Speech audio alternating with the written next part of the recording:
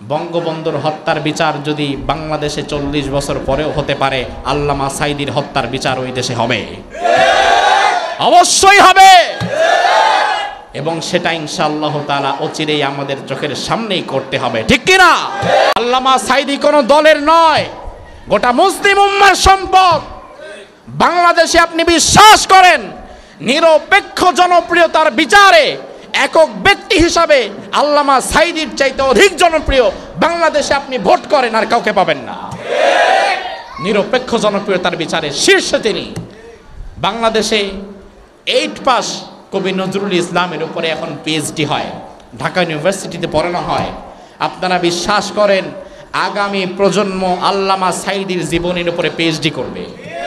আল্লামা সাঈদীর দর্শন, চিন্তা, ভাবনা, তার দিব্য দৃষ্টি, তার দূরদৃষ্টি, তার 25 বছর আগের সেই আলোচনা, সেগুলোকে বিশ্লেষণ করে আগামী প্রজন্ম তার উপরে পিএইচডি করবে।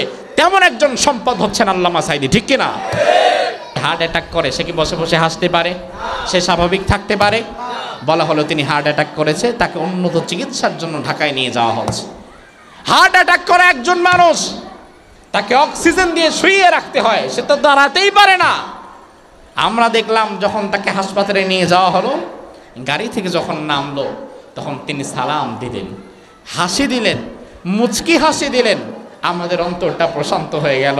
আমরা আল্লাহর কাছে দোয়া করলাম, আল্লাহ আলহামদুলিল্লাহ, তিনি হার্ট অ্যাটাক হয়তো করেন নাই, তার মেজর কোনো প্রবলেম হয় নাই, তিনি সুস্থ হয়ে ফিরে আসবেন। এই দোয়া আমরা করলাম। হঠাৎ কিছুক্ষণ পরে আমাদেরকে বলা হলো তিনি তো হার্ট অ্যাটাক করেছিলেন আগেই, আর হাসপাতালে যাওয়ার পরেই তিনি মারা গেছেন।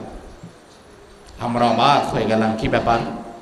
সুস্থ মানুষ হাসি দিল, উপরে গেল, কিছুক্ষণের মধ্যেই মারা গেল।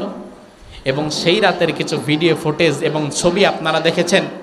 তার কর্তব্যরত চিকিৎসক যেই কুলাঙ্গার ছিল, ওই কুলাঙ্গার পরবর্তীতে সে বিবৃতি দিয়ে বলেছিল যে আমি আমার অনিরাপত্তায় ভুগছি, আমাকে আপনারা নিরাপত্তা দিন। সে প্রশাসনের কাছে নিরাপত্তা চেয়েছিল।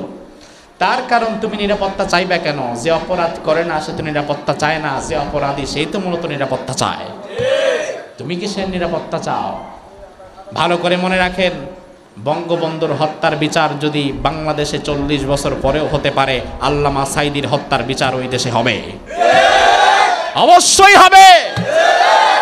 এবং সেটা ইনশাআল্লাহ তাআলা অচিরেই আমাদের চোখের সামনেই করতে হবে, ঠিক কিনা?